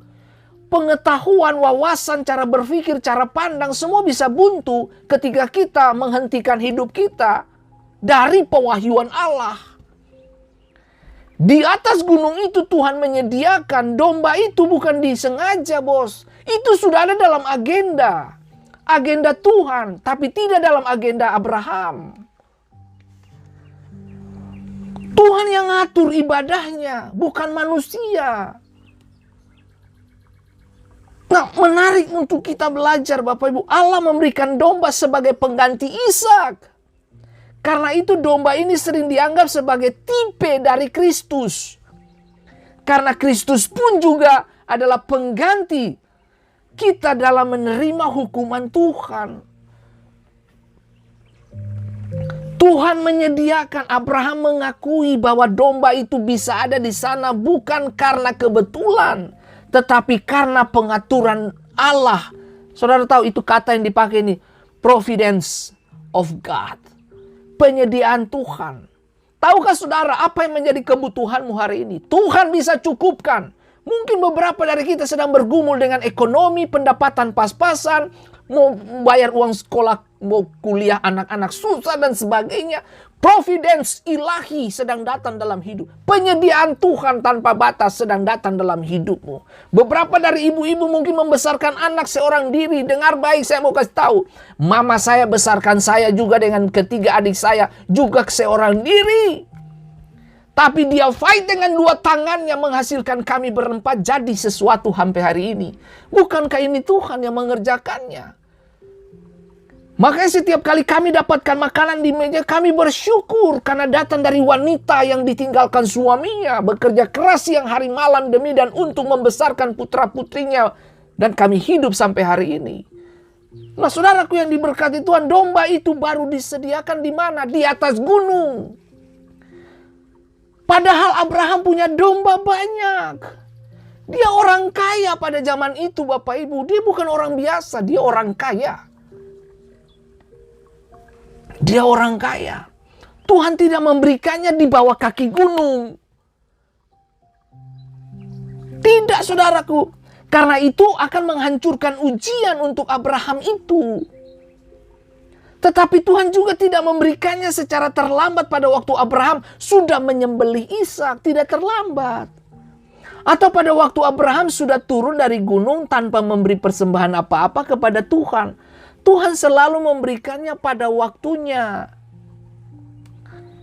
Abraham menyebut tempat itu Tuhan yang menyediakan. Jehovah Jireh yang kita kenal itu.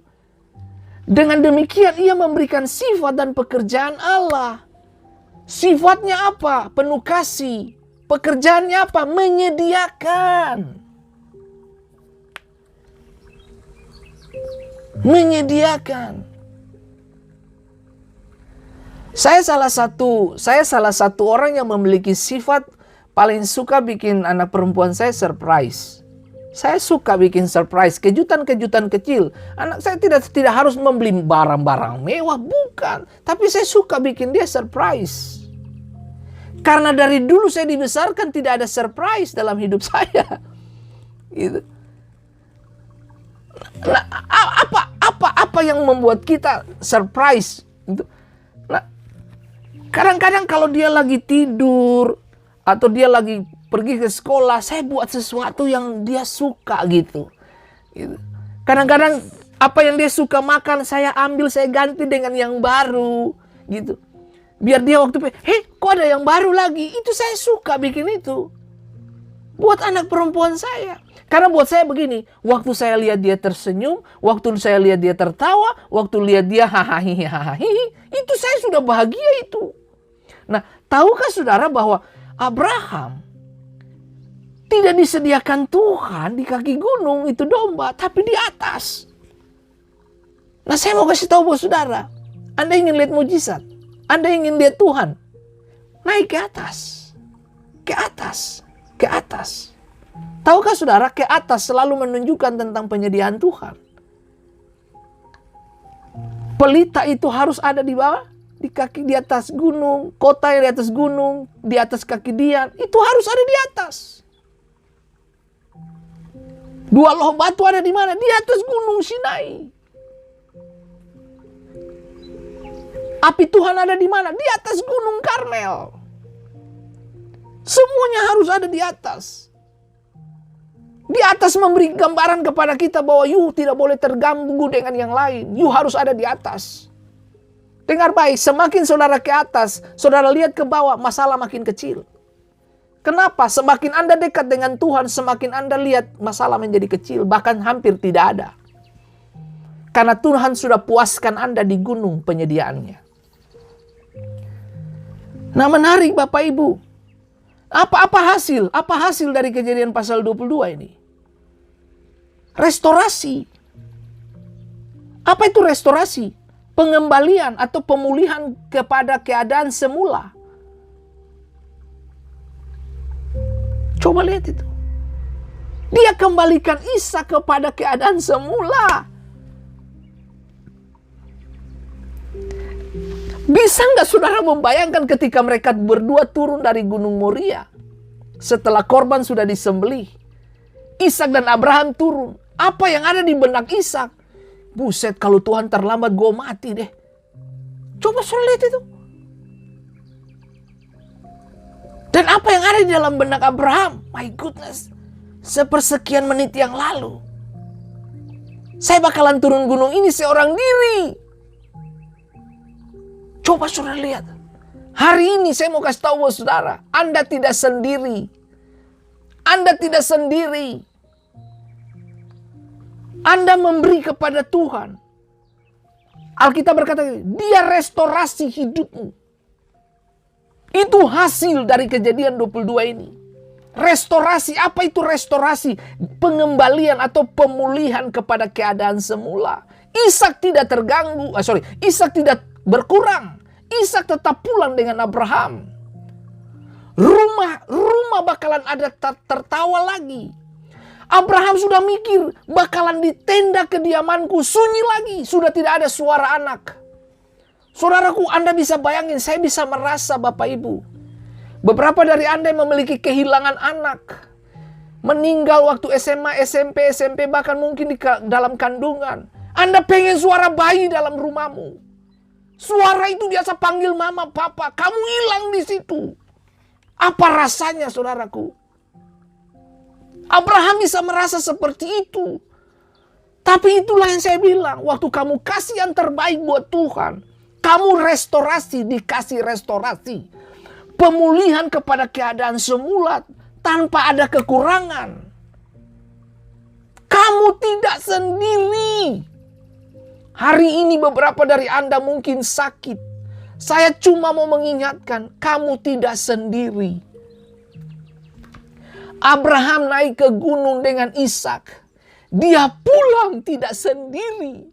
Dia pulang dengan putranya juga. Hari ini kalau Tuhan minta hatimu, dia tidak ambil, tapi dia kembalikan kepadamu lagi. Karena Alkitab berkata, Tuhan mempercayakan benihnya kepada mereka yang bisa dipercaya. Pastikan kamu adalah orang-orang yang bisa dipercayai oleh Tuhan. Lalu hal yang kedua, hasil dari Kejadian 22 apa? Konfirmasi. Apa itu konfirmasi? Penegasan, pengesahan, dan pembenaran, saudaraku. Allah menegaskan perjanjiannya dengan Abraham. Allah menyatakan bahwa Dia akan memberkati Abraham. Tahukah saudara bahwa itu penegasannya jelas? Konfirmasi Kejadian 22 ini, saudaraku. Konfirmasi, penegasan. Waktu Abraham turun dari kaki gunung Moria, turun dari bukit itu dengan Ishak, Abraham hatinya berbunga-bunga. Janji Tuhan untuk bangsa-bangsa yang besar akan lahir dari putraku, bakalan terjadi. Saya mau kasih tahu buat saudara, apa yang Tuhan janjikan, jangan takut dengan janji itu. Pegang janji itu. Hidupi janjinya.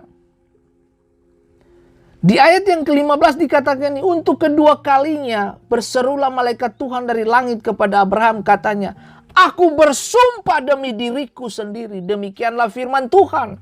Karena engkau telah berbuat demikian, engkau tidak segan-segan untuk menyerahkan anakmu yang tunggal kepadaku. Dengar, anak yang tunggal kepadaku. Maka aku akan memberkati engkau berlimpah-limpah. Membuat keturunanmu sangat banyak. Penegasan terjadi. Janjiku kepadamu 25 tahun yang lalu. Janjiku kepadamu, ku pertegas lagi. Beberapa dari kita mungkin tunggu janji Tuhan udah paling lama banget gitu. Dengar baik, jangan pakai cara manusia. Kalau sampai kamu dan saya pakai cara manusia, itu kita datangkan Ismail di tengah-tengah perjalanan penantian itu. Dan itu akan menjadi bumerang dalam perjalanan hidup. Dan itu menjadi cacat, bukan? Ya, saya sebut itu menjadi semacam wilayah hitam begitu dari kehidupan Abraham ketika Sarah menyodorkan Hagar, saudaraku, wanita Mesir itu. Lalu Abraham memiliki putra Ismail dengan Sarai. Dengan Hagar maksudnya. Coba saudara lihat ini baik. Nah, di ayat 17, maka aku akan memberkati engkau berlimpah-limpah dan membuat keturunanmu sangat banyak seperti bintang di langit, seperti pasir di tepi laut, dan keturunanmu itu akan menduduki kota-kota musuh. Dan itu betul, itu betul, itu betul. Nanti Israel duduki tanah-tanah Moab, Amon, Filistin, Amalek, dia ratakan mereka ini semua. Nah, oleh keturunanmu lah semua bangsa di bumi akan mendapat berkat.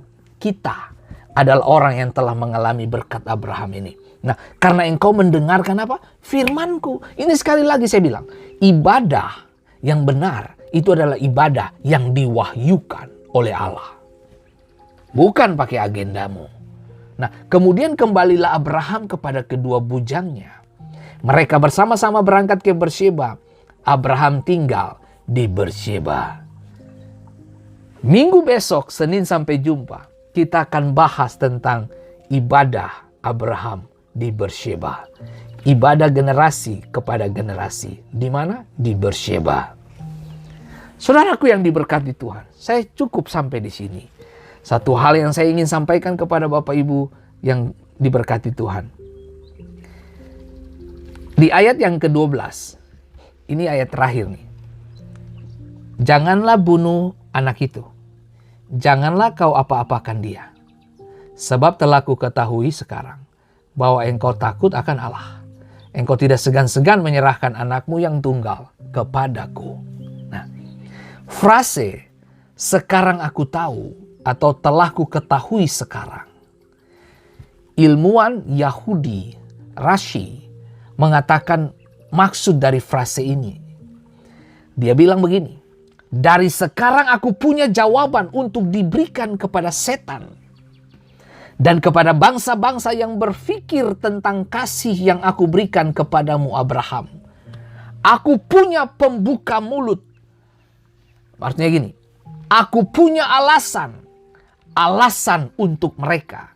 Sekarang mereka melihat bahwa engkau adalah seorang yang takut akan Allah. Dengar baik saudaraku yang diberkati Tuhan. Seperti dikatakan bahwa sebab telah ku ketahui sekarang bahwa engkau takut akan Allah. Waktu kamu bangun mesbah dengan Tuhan, Tuhan punya alasan untuk setan. Tuhan punya alasan untuk bangsa-bangsa kafir. Tuhan punya alasan untuk orang-orang yang tidak setia dengan Tuhan. Bahwa orangku yang benar hidup oleh imannya. Dan imannya telah mengubah sejarah dunia. Tujuan ibadah bukan untuk menyenangkan fans. Oke? Tujuan ibadah bukan untuk menyenangkan fans. Tujuan ibadah menghormati dan menunjukkan betapa Tuhan dihargai dan dihormati. Ibadah yang benar bukan tentang kinerja musik, drama atau khotbah atau penampilan. Bukan. Ibadah bukan seperti itu. Ini bukan tentang menyenangkan Anda atau saya. Tapi ini semua tentang menyenangkan Tuhan. Dan mengungkapkan apresiasi serta kasih kita kepada Tuhan yang telah menyelamatkan kita. Jangan sia-siakan Yesus. Jangan sia-siakan agendanya. Jangan sia-siakan kehidupannya. Tuhan memberkati kita semua. Sampai jumpa hari Senin minggu depan dalam berkat yang sama. Saya mengajak Bapak Ibu semua untuk hari Minggu besok. Saudara bisa join bersama dengan kami karena saya akan bahas tentang Lukas pasal 15. Tentang anak yang hilang. Dan hari ini doa dan harapan saya biarlah pengajaran saudara, pengajaran ini menginspirasi Anda. Bahwa kalau Tuhan yang minta, jangan khawatir bos. Tuhan minta yang kamu kasihi, kamu akan kembali dengan yang diminta Tuhan juga. Bahkan lebih. Dan kemudian apa? Anda dapat peneguhan, penegasan dari janji Tuhan kepada saudara. Tuhan memberkati setiap kita. Dari tempat ini, diberkatilah engkau siang, hari, dan malam. Tuhan memberkati keluar masuk Bapak Ibu, kemanapun engkau pergi. Joinlah bersama dengan kami di page Rock Dover di Facebook. Kita akan live dari sana. Waktu di Indonesia, waktu di Ambon itu 10.30 malam. Nah, waktu di 11.30 malam. Ya, 10.30 malam. Kalau di Jakarta ya 9.30 malam begitu. Nah, kita beda sekitar 12 jam. Jadi Bapak Ibu yang pengen join dengan ibadah Rock Dover, Anda bisa kunjungi page Rock Dover untuk terima pesan Tuhan. Dan satu minggu ini kita bahas tentang mesbah dari Senin sampai Jumat. Nah, minggu depan kita akan melanjutkan apa itu bersyeba, lalu mesbah-mesbah apa saja. Sekali lagi saya mau kasih tahu. Setiap kali saudara dengar pengajaran saya berharap saudara memiliki catatan. Tujuannya apa? Supaya saudara belajar ulang. Supaya saudara semakin diperkaya. Dan mungkin saja ada wahyu-wahyu yang terlewatkan oleh saya. Tuhan bisa memberitahu kepada Anda. Dan memperkaya Anda. Dan kiranya pesan Tuhan, kiranya program ini terus menginspirasi Anda. Tuhan memberkati setiap kita. Sebelum kita berpisah, saya menyapa dulu beberapa teman-teman yang join dengan kita hari ini. Bapak Nathanael Nathan, Tuhan memberkati. Dan Ibu Me Rumatora. Dan juga Ibu Novi Maulani. Tuhan memberkati. Dan Pak Bert Tuasela, selamat bergabung Pak Bert. Tetap semangat. Dan Ibu Salene Laberi tetap semangat. Dan selamat bergabung dan berterima kasih untuk Ibu Helen Tahalele. Selamat bergabung. Tuhan memberkati Ibu Helen. Tetap semangat dan tetap terus mengerjakan kehendak Allah dalam hidup kita. Dan selamat bergabung juga untuk Bapak David Stanley Lewarion. Laki-laki gagah sejagat Maluku. Haleluya. Dan selamat juga bergabung buat Bapak Yohanes Amahoru. Apa kabar Bapak Yohanes? Tuhan memberkati. Dan selalu juga untuk Bapak Marlon Romodar. Ibu Monica Hayes dari New England, dan selamat bergabung juga untuk Ibu Ella Rum. Tuhan memberkati. Dan Bapak Yosef Laberi, apa kabar? Tuhan memberkati. Dan selamat bergabung juga untuk Bapak Stefri Saupala, Ibu Desi Karolus. Tuhan memberkati dan tetap semangat. Dan maju terus di dalam Tuhan. Dan selamat bergabung juga untuk Ibu Oci Wali-Wali. Aduh, mantap. Ibu Oci, saya kira Ibu Oci ada jalan-jalan ke Florida. Oke. Tuhan memberkati Bapak Mensano, tetap semangat. Oke, Ibu Koce Tenu, Tuhan memberkati, tetap semangat. Dan Ibu Dodi Ayaweseba dan Puji Rayu Usmani, apa kabar? Tuhan memberkati. Dan Ibu Bapak Pendeta Nelwan Tonapa, Tuhan memberkati dan tetap semangat. Maju terus dalam Tuhan. Dan Bapak Risa Tenu, apa kabar? Tuhan memberkati. Dan Bapak Ibu Wong Intan Pranata, Tuhan memberkati. Haleluya. Mantap. Oke, baik Bapak Ibu, sebelum saya berpisah dari Bapak Ibu, mari kita satu di dalam doa. Kepada beberapa dari Anda yang mengalami sedang ada dalam situasi pergumulan sakit dan sebagainya, Anda boleh taruh tangan di dada saudara, atau juga Anda bisa meletakkan tangan kanan saudara di bagian atau area yang sakit. Dan kita satukan hati dan berdoa dari tempat ini. Dan selamat bergabung juga untuk Ibu Ivon Kulalean dan suami tercinta, Ibu dosen yang luar biasa. Mari Bapak Ibu kita satukan hati dan arahkan tangan saudara ke layar doa kita ini, supaya kita sama-sama mendoakan teman-teman kita yang lagi dalam kebutuhan. Bapa kami yang di surga, datanglah kerajaan-Mu, jadilah kehendak-Mu di bumi seperti di surga.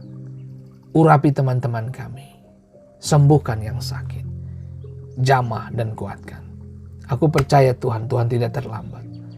Tuhan datang tepat pada waktunya. Urapi dalam nama Yesus, kekuatan kasih karunia, memampukan mereka untuk mengerjakan hal-hal yang tidak biasa. Tuhan Roh Kudus, Tuhan berkati. Aku katakan sembuh kepada Ella. Pulih mata kakinya. Struktur tulangnya kembali pulih. Dalam nama Yesus. Sembuh. Sehat dalam nama Yesus. Aku perkatakan kesehatan, kekuatan kepada beberapa orang tua kita yang bergabung di hari ini. Sembuh dalam nama Yesus. Kekuatan kasih karunia diberikan kepada mereka. Beberapa dari ibu-ibu yang bergabung sambil mengerjakan tugas pekerjaan di kantor. Karena situasi pandemik membuat mereka bekerja dari rumah. Darah Yesus berkuasa. Kuduskan jamah dan urapi. Berkati pekerjaan mereka. Buat mereka menjadi kesukaan akan Tuhan jauh lebih dari semuanya. Terima kasih banyak Bapa di surga. Urapan kasih setia dari Bapa di surga memberkati setiap kami. Terima kasih banyak Bapa. Aku perkatakan kesembuhan Tuhan turun bagi salah satu ibu kami yang mengalami kanker payudara. Aku perkatakan hari ini kering pulih dalam nama Yesus. Kami sehati dari tempat ini. Kesembuhan Tuhan datang dalam kehidupan hamba-Mu. Terima kasih Roh Kudus. Haleluya. Amin. Tuhan memberkati kita semua. Sampai jumpa di hari Senin minggu depan. Dan bagi beberapa ibu-ibu yang pengen join dengan kita untuk ibadah dan mendengarkan pesan khotbah dari Rock Dover, Anda bisa mengunjungi page Rock Dover dan juga bisa mengunjungi YouTube dari punya saya, Fendi Talks. Gitu, jadi saudara bisa mengikutinya dari sana juga. Terima kasih, Tuhan Yesus memberkati Bapak Ibu semua. Sampai jumpa di hari Senin minggu depan. Haleluya. Semangat. Haleluya.